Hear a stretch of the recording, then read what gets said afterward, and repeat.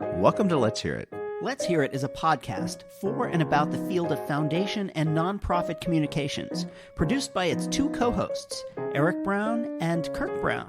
No relation. Well said, Eric. And I'm Kirk. And I'm Eric. The podcast is sponsored by the Lumina Foundation and the Stupski Foundation. We're talking to people about their work and what's happening in the field with the hopes of making this growing arena just a little bit more accessible to us all. You can find Let's Hear It on any podcast subscription platform. You can find us on Twitter at Let's Hear It Cast, and you can email us at hello@letshearitcast.com. Let us know if you have any thoughts about what you hear today, including people we should have on the show. And if you like the show, please rate us on Apple Podcasts so that more people can find us. So let's get on to the show. Welcome back. We're here. It's another episode of Let's Hear It. And I'm here with my esteemed colleague, co-host, and the guy who does all the work, Eric Brown. Yeah. Your steamed colleague. I'm not steamed. I'm perfectly cromulent. Hey, what you're actually is you're delivering another high quality conversation today. It's rolling out the hits. We try for high quality at a fair price. So I think the price is fair. I think the price is absolutely fair. Oh, yes. Set this up for us. This is a great conversation. And when you're done, I'm going to actually dip into the content a little bit before we get to the interview, because I think there's some really important stuff to hit right off the top. But tell us who we're about to listen to today. You betcha. I had a great conversation with Tara Dorabji, who is the Vice President and Chief Strategy Officer at the Center for Cultural Power. So if folks are not seeing a trend in what we're talking about these days, maybe this would put a fine point on it. So Center for Cultural Power is inspiring artists to imagine a world where power is distributed equitably and where we all live in harmony with nature. Now, this is a fascinating idea, using art to advance power politics. And I mentioned this to Tara in the interview. As long as it's been artists, there have been artists who have been using art to advance ideas, power, and politics. And frankly, as long as there's been power and politics, people have been using art. These ideas go together so incredibly well, and we don't think about them nearly as much as we should. It was just recently released a great report called Building Narratives of Joy, Experimenting with Transformational Narratives. And basically, this is a playbook for anybody who wants to change narratives and shift mindsets through their work. And that was very exciting. It's so interesting, this report. I urge folks to download it. We'll put a link on the website. Really great. And they did randomized controlled trials, and they tested the bejeebers out of the messaging. So this is not just toss whatever breadcrumbs into the air. This is really disciplined, fascinating, interesting work that is based on this understanding about using art to change minds. And we'll get into some of the findings in this report, but I love the title, Building Narratives of Joy. You can find it on the Center for Cultural Power website at culturalpower.org. And a quick shout out to the co-authors of this report. In addition to Tara, it's Erin Potts and Dr. Melanie Meinzer. And it's just a terrific contribution. So we'll get into the content of this a little bit after the interview. But as we jump in, this note from the top line of the report, and I think this is consistent with what Tara talks about, Eric, with you in the interview, we are not building narratives of trauma. We are building narratives of joy. This is for thriving. And this is a thriving conversation, I would say, we're about to listen to. So let's listen to Eric and Tara, and we'll come back. Welcome to Let's Hear It. My guest today is Tara Dorabji, a writer, storyteller, mother, and filmmaker, and the Vice President and Chief Strategy Officer at the Center for Cultural Power. Tara, thank you so much for coming on Let's Hear It. It's great to be here. Thanks so much, Eric, for having me. I just think this work that you're doing is so interesting. Can you talk just a little bit about the Center for Cultural Power to get us to kick off this really cool conversation? The Center for Cultural Power was founded in 2019, and building off the legacy of Culture Strike and understanding the power of artists to change the world. And so many artists are engaged in social change, but they've never really had a home and are often under-resourced. So we came together to be a home for artists and activists that are dedicated to changing the world and really assisting the spheres of power. And shout out to Jeff Chang, your board member, our pal, and a guest on this show. If it's cultural and it's powerful, Jeff has got his fingerprint on it somehow, it seems to me. And you're an artist yourself. Let's talk a little bit about your career. How did you get from there to here? I started out as a community organizer in Livermore, California, which is home to one of the world's primary nuclear weapons lab. And so I actually started organizing, it was a week before September 11th, 2001. And it was an incredibly poignant place to be as the U.S. was on the brink of war and really rallying towards war with Iraq, looking for weapons of mass destruction, and actually being in a town where they were designed and created. And so that work was really, really formative. It was so much. I was at the farmer's market. At one point I was thrown out for... You kicked out of the farmer's market? Nice. I was, and it was by someone I actually went to college with. So it was like the worst type of censorship ever. It's sort of that like, well, I know you, but you have to leave now. So we got a free speech zone established there. It was a time where whistleblowers would leave us documents. So you would come into work and get information about leaks, spills, accidents, all those things. And one of the most powerful moments was shortly before the 60th anniversary of the U.S. atomic bombing of the Japanese cities of Hiroshima and Nagasaki, and hibakusha, and that's the term that came for survivors of the atomic bombing. He came as part of a world peace delegation to Livermore, and we went on a tour of the nuclear weapons lab. And I just remember he was very quiet the whole time and just wondering what it must have been like for him in that moment. Of course, I was like, hey, is this where the plutonium is? And is that where there's been a leak of tritium? I was like asking all of those questions, and the PR was deflecting me. And at the end of that, he said, he asked everyone on the tour, was organizers like myself, and then the PR from the nuclear weapons lab and the PR person, and he asked us to come in a circle. He said, I want to thank you all. And so he had us come together and hold hands, and he was just like, I want to thank you. And just talked about how surprising it was for him to see such beautiful land occupied and to be able to see the place that created these weapons that killed his family and destroyed his community. And he talked about his hope that this land be used for peaceful purposes, and that he felt a responsibility to share what happened to him with young people so that it would never happen again. And in that moment, I looked over, and the woman who ran PR for the nuclear weapons lab was crying. And it was that first moment, I think, that I saw a shift like that. You see it in the employees sometimes, but in like the PR machine, they're pretty firm in their stance, and just that his lived experience and the impact of what this nuclear weapons lab does every day, he was able to bring that through his story and shift things and bring people together.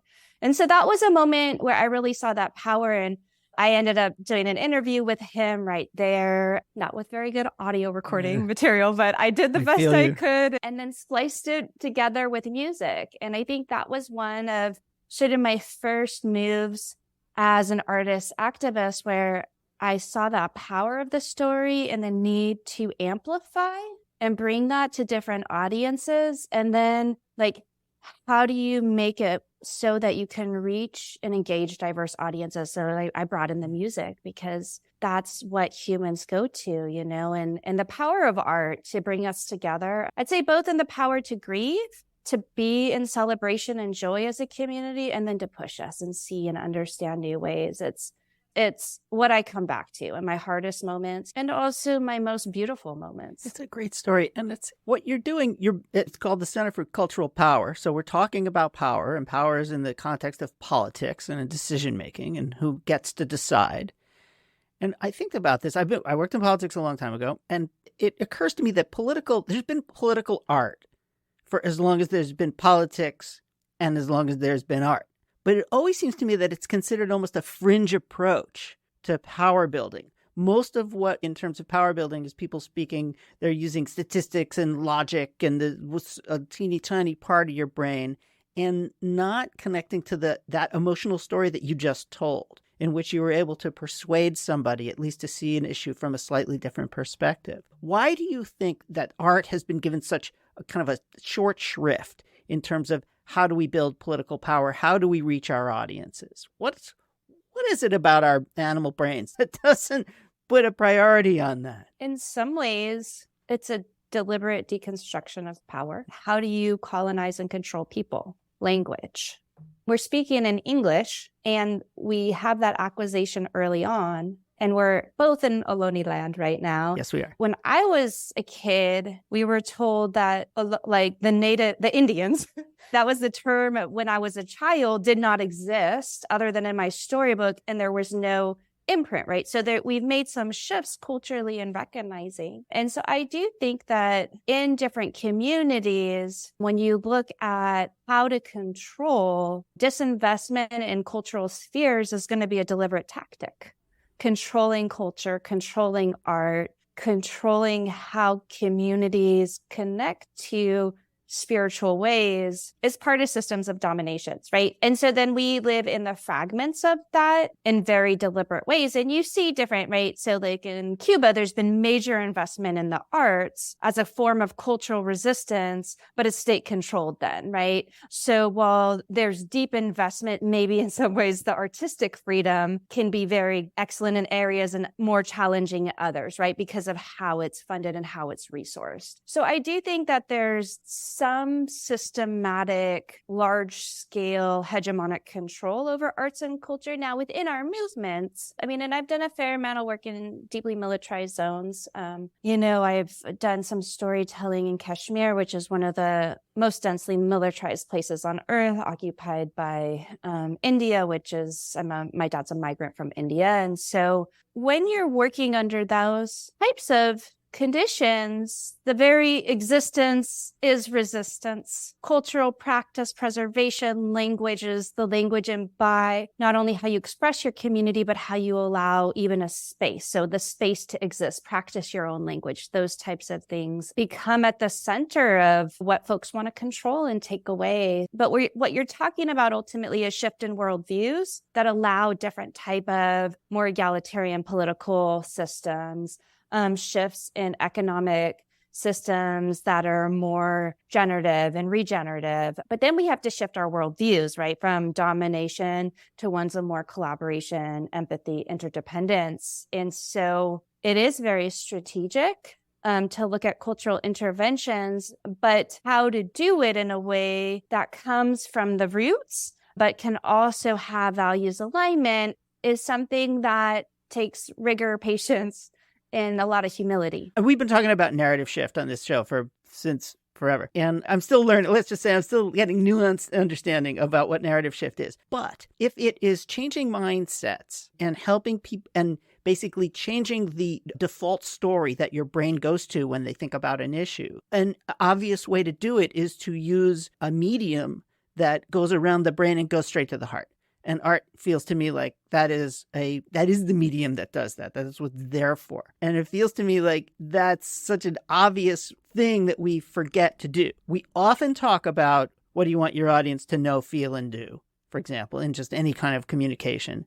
And we spend so much time doing the no. I'm going to give you tons of information and I'm going to talk you into doing something that you don't want to do, instead of trying to communicate to people's hearts and their souls. And art is obviously this incredible medium for doing that. So now I want to get into the power part. So shifting narrative changes your brain's own way of understanding what you're seeing so that we can create a more just society, for example. That's, for some of us, that would be the goal. And so for the Center for Cultural Power, do you consider yourself an arts organization that does advocacy and power building, or a power building advocacy organization that uses art as its medium? Or is that a stupid question?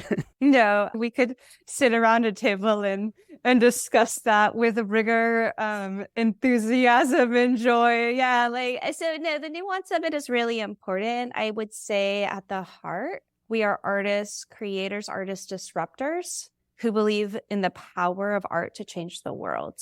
And so, yes, we will partner in advocacy, because that's a very important tool where we can make systemic change. And we just believe in that creativity to show us new things. Sometimes as artists, we're going to create backlash, and that may not be successful in a campaign context in a particular moment. That might not be the right time for that type of piece. So there's a nuance to it in terms of when and how we partner in which ways. But fundamentally, we're looking at creating in the early adoption and testing of the narratives that we can test in a variety of advocacy situations, demonstrating short-term wins in visible ways, learning, and laying the foundation for long-term change. And I think too, you talk about, which I think is really important, is the power of art and story to change our hearts. And we know that. We like the statistics too, because it gives us that balance. That's how we're programmed in our culture. But I think what's been really interesting to me is how much I changed through the practice and through what I create in the partnerships. And I think this is really important because we're part of these unjust systems with different levels of power, different experiences, right? And so I think that there is a role in art for communities. Sometimes it's, please witness. This is the experience, and we need folks to witness with the art. And that's really important. But when we do that, there is that neuroplasticity. We change, we evolve. And so to get where we want to go and this vision that we have for a more just and equitable world, each of us will have to change. Some of us more dramatically than others, but we are ultimately interconnected. And so there is this idea of personal transformation, community transformation that can lead to larger scale changes in systems and spheres of influence. And you're not just making this up, because you wrote this report recently released a report that you co-wrote that shows how effective this work can be. And you're not just saying it to say it. You've done really interesting analysis and evaluation. And after the break, I'd love to dive into this report, which was really interesting. We all see a ton of reports, and very few of them go, wow, I just learned a ton from that. So we're going to take a very quick break. We'll be back with Tara Dorabji of the Center for Cultural Power right after this. You're listening to Let's Hear It, a podcast about foundation and nonprofit communications, hosted by Kirk Brown and Eric Brown. We are delighted to welcome our newest sponsor, the Stupski Foundation. Thank you for your support. You can find Let's Hear It online at letshearitcast.com, on LinkedIn, and even on Instagram. If you're enjoying the show, please rate us on Apple Podcasts so more people can find us. Thanks for listening. And now, back to the show. And we are back with Tara Dorabji from the Center for Cultural Power.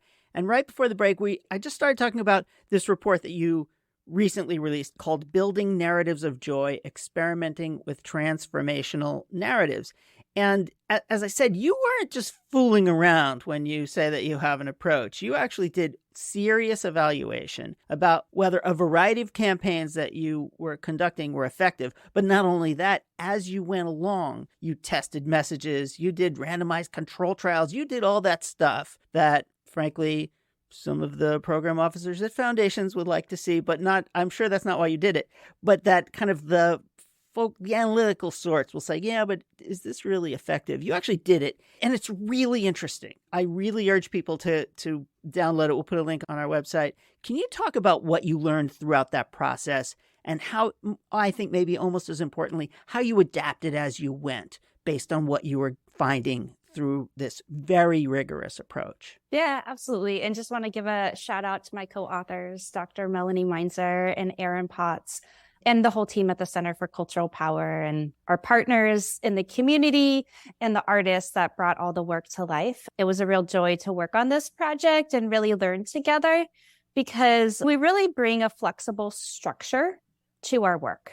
And at this stage, experimentation is really key. Culture changes really fast. And the currency of culture is relevancy. If you're not relevant, you're not shifting minds and moments. So cultural interventions need to be highly adaptive and it's just going to require a lot of experimentation. And when we stop experimenting, we're no longer meeting the moment and we're no longer relevant. So I think that having a framework and that can really look at, okay, what are the narratives that you want to change? How is this a participatory process? How are you getting the expertise of directly impacted folks to surface solutions so that those two things are actually informing one another and you have a participatory process for holding narrative power? That's really important. And how are folks delivering the messages actually able to participate in power building? So that was one of the questions that really emerged as we started looking across our different experiments. As we saw that those were common things held. Is we did the power building in different ways. The participatory processes looked different, but they were common ingredients. So one thing that this really allowed us to do was look at some of the powerful common ingredients. And we found that we were successful at power building. And so what that means is we were able to shift the mindsets of narrative change makers on belonging and leadership. And this is really important for the long-term change and transformation that we're talking about. We also found that some of the arts tested statistically significant for a particular action or activity. So we test for different things like intent to vote in the midterm elections amongst likely voters. One particular campaign was it was very focused. It was for COVID vaccine persuasion amongst unvaccinated folks living in California's Central Valley and looking primarily at the Latino younger population there. I say younger, some say youth, right? Sometimes I still fit into youth depending on who you talk to. Everyone feels younger to me at this by now, but that's okay. Go on. And so that was one where we saw the arts and stories being statistically significant for persuasion. And we use a tool called Swayable, which does the randomized control test that you were speaking about. And the simple way that we frame it is the more points, the more persuasion. And that content was incredibly persuasive in the Central Valley. And then when we looked at our campaigns overall, we saw that we were able to reach 25 million diverse audiences across the US and do a lot of experimentation. So it was using the Center for Cultural Power's social media, influencer campaigns, and also paid media, and then being able to learn because content that plays well on the Center for Cultural Power's channels is very different than when we test on Swayable and we have specific regions and you get more of a broad sector. You're getting ultra conservatives, very liberals. You can drill down. And then we also did specific paid media targeted campaigns as well. So you could see the difference in terms of what kind of content worked best with which audiences and understanding too, which narratives move folks to action. Was there anything an assumption that you made that you realized after this testing was just flat out wrong? All the time. So I first started using Swayable as a tool with the Center for Cultural Power's partner organization, the Cultural Engagement Lab. And so that was the first time in my career where I was able to look at content and see how it tested. And it was so good because you fall in love with an idea. You're like, this is so clever. I love this. And you believe in it. And it's not about something being good or bad or anything like that. It's what is your intent and how is your intent being conveyed to the audience that you are sharing your story with.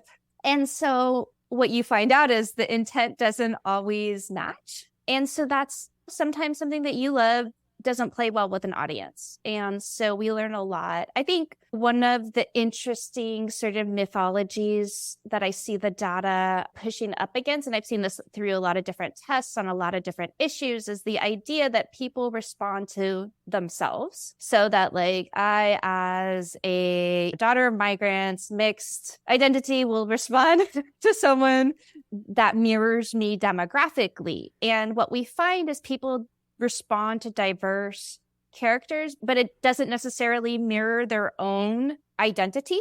So sometimes if you have a very strong narrator of one demographic, another demographic really resonates with them. But we find across the board that a strong, powerful narrator, so where you can see the hero's journey, that's where you get a lot of mobilizations. And we have some early learnings across multiple tests that indicate that superheroes are highly persuasive. So that was one in the COVID-19 vaccination campaign. And it was actually, we did get some creative pushback on it. It was this really amazing piece of creative designed by Brandon Santiago, where we had a Lego superhero, Vax Man. And so there was like, oh, that's not going to work. And it turned out being really highly persuasive. We also have some recent testing around a piece in the border region where it's a superhero again in a comic, and that showed high levels of persuasion to support local legislation for citizenship. And so that's interesting, the sort of taking something that's real and factual, but merging it into like a fun artistic world where we have a superhero seems to be yielding really amazing results. So interesting. And we actually had Alan Jenkins on the show last month, I think, and he wrote a comic book about January 6th and about its effect. And by setting in a comic book, I think he was able to tell that story in a way that is completely different than the 1/6 Commission report could ever be. So I love that idea. I was going through the report and I counted 44 shout outs and partners throughout the various campaigns that you ran, and then over 24 funders.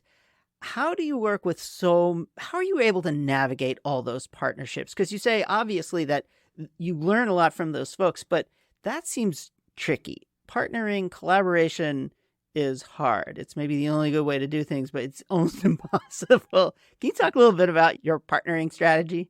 Yeah, collaboration is like one of our core working values at the Center for Cultural Power, and we've grown. So we are a large, diverse, talented team, and multiple members of our staff hold relationships. So the only way that we're able to hold this many relationships is by having relationships that are managed and maintained by multiple people across the organization. And so some of the things that really support our collaboration, I'd say one of them is the shared values, being really clear on that, and our narrative system. So that's a new tool that we've rolled out at the Center for Cultural Power. But as a narrative change organization, we have to be clear on what we stand for. So we've created our own narrative system that guides our work, and it's really narratives as values. And then as we work in different partnerships, we can adapt these. So we don't believe that there's like one narrative system that's going to save us all, or we all must use the abundance narrative and our role is to grab this and disseminate it. It's more like, this is the world we want to create. This is the legacy of the ancestors and the wisdom that we've been honored to hold and transmit, and the sort of our responsibility to steward. So what does that mean for what we stand for? And so being able to articulate that collectively and have a practice of doing that, and a practice with our partners that looks really different, but allows entry points through values, because we know that issues divide folks. You're either for an issue or you're against it, and you can like tug a war on that. But the value is where you have an opening point, and values in action can look really different. And so that's why it's important to test. We learn a lot. Sometimes it could be that we're not asking the right question. So the tool isn't always right. Sometimes it can be the way the art was created, right? Mm-hmm. That's doing something. Sometimes it's the cultural conditions. And the testing data alone doesn't get at it unless we're also looking at mindset shifts and like the creators themselves and the conditions of that collaboration. So we actually use collaboration as a key indicator of success with our partners, with our artists. How have the work and methodologies that we created fostered collaboration in your own work? How are you collaborating? How do you look at that? Because the Center for Cultural Power isn't going to hold all the relationships that are going to transform the world, but we can offer methodologies, partners, ways of being other communities can respond to and use in ways that are meaningful for them to make some of that big transformation that we're talking about in worldview shift to really shift our cultural, economic, and political systems. It makes a ton of sense. And it's just in the couple minutes that we have left, For people who are trying to figure out how to shift narratives in their fields, do you have one or two pieces of advice to give to them to get started on that? Yeah, definitely. The first question is who holds the power and why? So when you're identifying a narrative shift, who is identifying what the narrative is that you want to shift to, and why is that body the one to hold that power? I think that's really important. I think authenticity is really important, and integrity. If you're doing narrative change and the stories you're telling don't align with your own personal integrity, then, I think it's a good check for anybody. And then I think it's a how, how are those most directed by the challenge or the issue informing the stories that we're telling? So that gets at the who holds the power. And then I think you have to ask one more question is, how am I changing in the act of telling the story? And how are those who are rooted in the communities where the challenges or solutions are lying, how are the processes that we're engaging in creating pathways for deeper autonomy, self-determination, resourcing, growth in that community? So I think that's really important to look at, because that's where we want to cycle, and how we want power to distribute and cycle within communities is in really ways with a lot of reciprocity, but that are locally rooted. And I think that set of ideas and thoughts and approaches that you just mentioned many of them are found in this report. This is kind of your case study for that. It's really interesting work. I so appreciate you coming on. Tara Dorabji, Vice President, Chief Strategy Officer at the Center for Cultural Power. Thank you so much for your time today, and thank you for teaching us. Thank you so much. It was just a real honor to be in conversation with you, and thank you for holding these conversations, because I learned so much from being in them and hearing from you and your guests as well. Same here, and I hope to see you again soon. And we're back. So the first question I have for you, Mr. Brown, is where do you hang out that you get to meet such cool people? Because go to the culturalpower.org website, check out the team at the Center for Cultural Power, and tell me whether or not you'd love to spend a day, a week, a month, your career with these folks. This looks like a really interesting, engaging group of folks. And clearly Tara's right in the center of it as the Vice President and Chief Strategy Officer of the organization. So how did you come across, Tara, this work, the Center for Cultural Power? This is just one of those things where something interesting catches your eye, and because you're a goofball who has a podcast, you call them up and say, can I talk to you about this? And they say yes. However, let me just say that throughout my career, I have gotten calls from people who just said, hey, I'm curious about something that you're doing. Would you mind talking about it? And they don't have a podcast. They just have a phone. And I'm always eager to hear from people who are interested in things that I'm doing. Obviously, it's flattering. But I encourage people out there, if you see something that's interesting and you see someone who wrote something interesting, give them a call. Yeah. And ask them about it. Interview them. Learn what inspired them. Try to figure out what makes them tick. Understand what they learned from things. This is how we all learn. And I don't think that we need to be limited by whether or not we, say, have a podcast. So this is just our excuse, I think, to have these conversations with incredibly smart, interesting, creative people who will teach us how to do things better and how to make a difference. And that's a really important point, because we're all willing to talk about our work. As much as we make our work popular and mainstream and we change policy, I still feel many of us work in the shadows, work in the corners of our general understanding. And so you're right. Anybody who gets that itch to say, this is really interesting, you'll be surprised, at least in my experience, not just willing, but how generous people are to talk about what they're doing, how they're doing it. As we heard from Tara too, that the story, the sort of origin story for most of us in getting into the work, it's always quite humble. It's always some very unlikely past to get into this work. Certainly, I loved. I know you were going to say getting kicked out of the farmer's market. Yes, exactly. You farmers markets, you go to the left of them, you fall off the earth. And she got kicked out. I love that. You were doing the real work.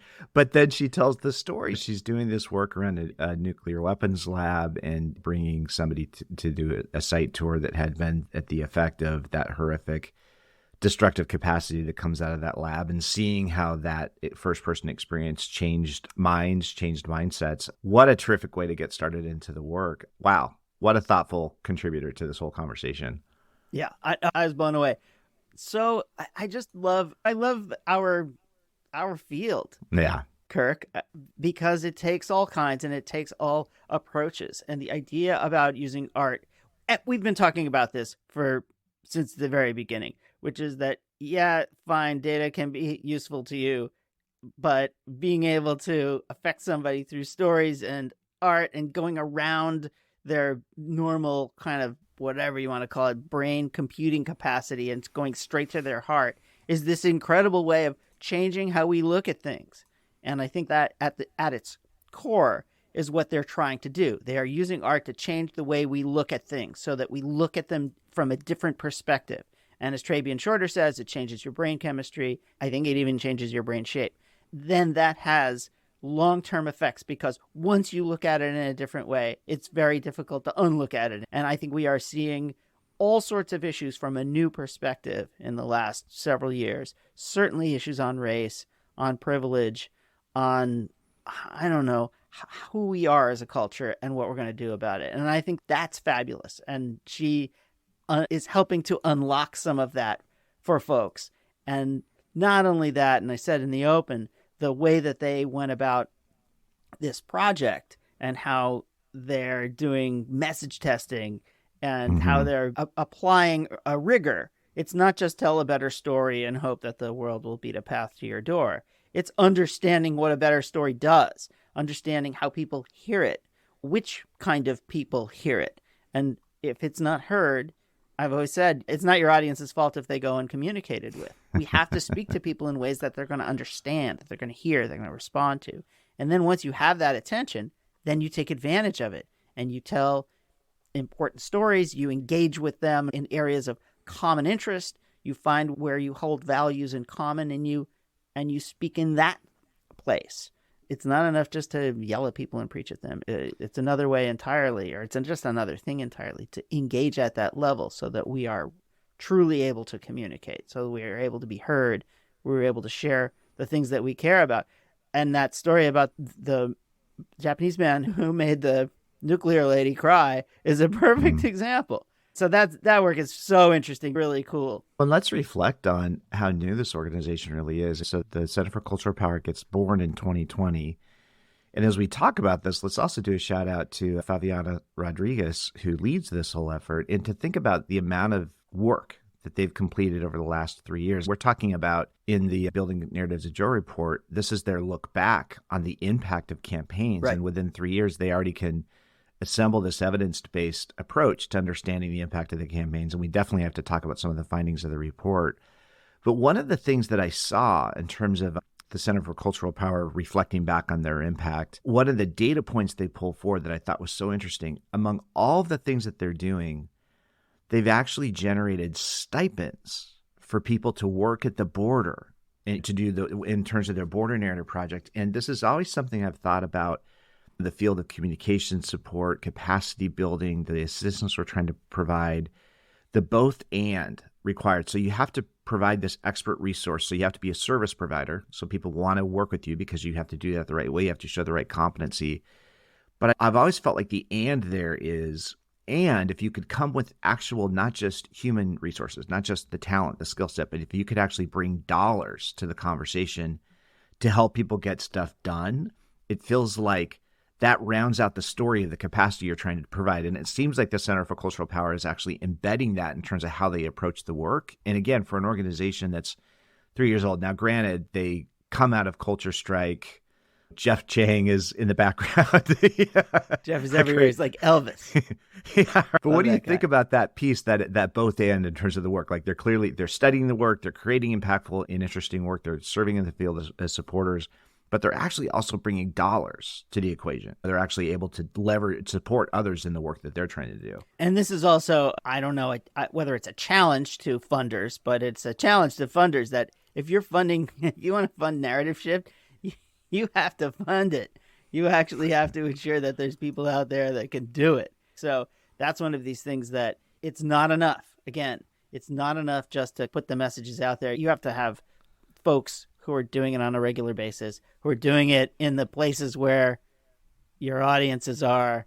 You have to fully fund the operation. And they're able to do that. That's a great start. And so they're obviously well funded. But it's a very important lesson for funders. Don't skimp on the actual doing of the work. So they do their research, they do their analysis. And I love Tara's reflection. You asked, have you learned stuff that kind of challenged your thinking? She's absolutely all the time. And this notion of working within the cultural context, it requires it to be relevant, and that's changing all the time, and how nimble you have to be to respond to that. It's just, and by the way, whenever we have somebody on the podcast that's going to say neuroplasticity, I'm there. I can't stop listening. It's so, you like that? It's so good, so good. You're pro neuroplasticity. So think about some of the ingredients. And this is interesting. They talk about this performance relative to BIPOC audiences. But as I list these ingredients they've found, just ask yourselves how you think this helps perform with all audiences, including BIPOC, starting with the solution rather than a problem. Right. One of the great challenges, I think, at our field for decades, let's focus on the solutions, not the problem. Let's express urgency, hope, and even humor as we talk about this work. I can't stand humor. Right? My least favorite thing. Unique perspectives, strong artistic voices, authentic, personal narratives, focusing on a better future and getting there together, and then show action, and then reflect the diversity of the audiences that we're speaking to and that we actually reflect, mirroring who we are. That set of findings, now evidence-based through the analysis they've done, man, wouldn't it be great to insert that as like the magic pill into all social change communications everywhere? Yeah. Wouldn't it? It would. Yeah, it's interesting. We have to get out of this mode of problem solving. And again, philanthropy is very guilty of it. They identify a problem and then they come riding in to solve it. And then they go away and go find some other problem somewhere else. Instead of continuing to build and bridge, if you want to think about John Powell, a new, better opportunity for everybody. And that's a mode, it's in our brain, and we need more neuroplasticity to get out of that mode as well, which is that we're building, we're not breaking. And solving necessarily puts you in the position of the problem solver, and that's not fair, and it's not right, and it's based on all kinds of stuff. And I think those tenets that you just articulated are exactly what we all need to be doing more of. And to the credit of lots of folks out there, this is happening. And it's exciting. And we are seeing the effects of it. We are seeing a different kind of way of communicating. It's going to take time because it took time to get us in the position that we were in. And it's going to take time to get us in a better one. But I totally agree that joy is a great motivator. If somebody comes in and paints a picture of joy and hopefulness and happiness, that's exciting. And we always have known this, that dividing and breaking and comparing is a great way to get people to feel sad and to feel defeated and to feel hopeless.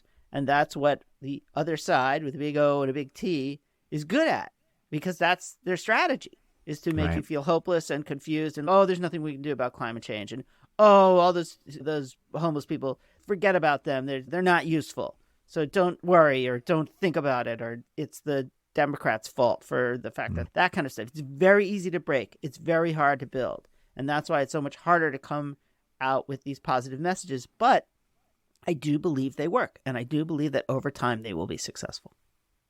And even leveraging art is the intervention. One of the findings from the report, again, we're talking about building narratives of joy. They talk about focusing on intersectional identities and issues. That's a powerful organizing tool.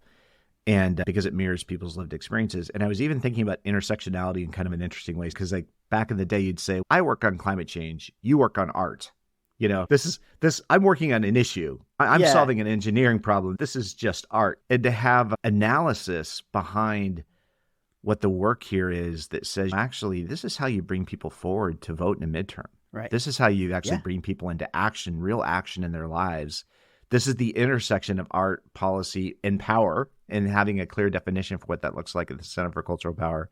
I love the way that all of this fits together as a real cohesive strategy that actually creates real change in the world. Yeah, funders will say, oh, we don't fund communications, we fund issues. So I think all of it is of a piece, that we have to be very creative. And it's true. Art makes you feel. That's what it does. And how do we connect with people's emotions, their feelings that go around the brain and go straight to the heart? that stuff is so important. You can't just do the brain things. And again, I think they do some of the brain things just to feel confident or to be able to show how valuable it is when we know it's valuable anyway. It's good to know. And as Tara said, that they learned a lot in the testing about how to communicate. So I'm really excited about that. And oh, by the way, I'm excited about trying to figure out more about swayable. So they do randomized control trials. They take their audiences, they split them into a control and the whatever the test group, and see who does which messages do better and stuff like that. Anybody can do it. And I think that we have to do a lot more testing as well, because I've always said to people, what makes you so sure that whatever fabulous thing you just thought up works? And they go, I know it works. How do you know? Because I know. Okay, fine. That was a great conversation. Have a nice day. This idea of testing is great. We need to do more of it. Oh, man, seeing this data collection become more and more democratized, more and more organizations having access to actually doing this kind of research so they have evidence behind what they're trying to do. It's so exciting to see tools like this out there and seeing organizations putting it into such good use. Yeah, it's fabulous. This is great. It's just a great, really interesting stuff. God, I love this stuff. This is fun. So a couple notes before we go. So Tara said something that I thought was so interesting, and of course, reflecting the sensibility of this very thoughtful person in this thoughtful organization, as she was, again, providing us another really good description of what narrative is, how they think of that concept, how it flows into the work, and in terms of what the Center for Cultural Power is doing. I loved her notion about how am I changing in the act of this, telling the story. You know, how am I as the storyteller interacting with the story? And I don't think we've had folks talk about that part of it before, but that piece of it, that self-reflection, that immediate mirror, it's almost like that focus group of one feedback we get. Okay, how does this story feel to me in our bones? I thought that was really great. And I also thought that Tara talking about narrative as central to how they build relationships within their organization was also so great. Amazing. And reflecting that, they're growing, they're a large organization. No one person could hold all the relationships that they need to assemble to do. And I love that you asked her to talk about the collaboration work they're doing and how challenging that is, but how they're approaching it. And for Tara's reflecting, be like, there's a lot of us here. We have to hold many relationships to get the work done we're trying to do. And then last, before we go, can we please do a shout out to Vax Man? So Vax Man. If only for Vax Man, grab this report, Building Narratives of Joy, but to see that intervention, hope-based superhero helping address vaccine hesitancy and the evidence behind how that had an impact on people's willingness to get vaccinated. And again, I always go back to the famous question, how would it feel walking into a foundation office for the very first time and saying, let me pitch you on Vax Man? Sure, Vax Man. No, it was great. That was really fun. So clever and super cool. And then one last shout out, because this is a beloved tool over here, and I love to actually see them pull this forward. The power of the creative brief.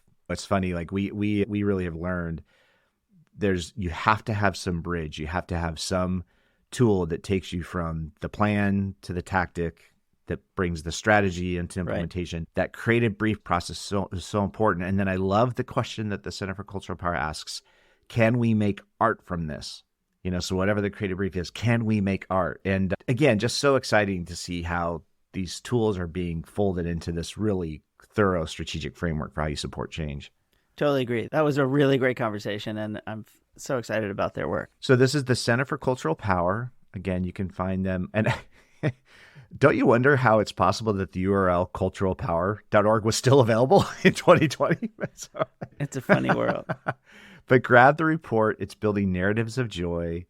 And Tara Dorabji, thank you so much for joining us on Let's Hear It. Such exciting work. Thank you for being so generous and talking about it. And Eric, once again, well done. Thank you for bringing us into this journey. This is really exciting work to see. Anytime, my friend. Okay, until next time, we'll see you on Let's Hear It.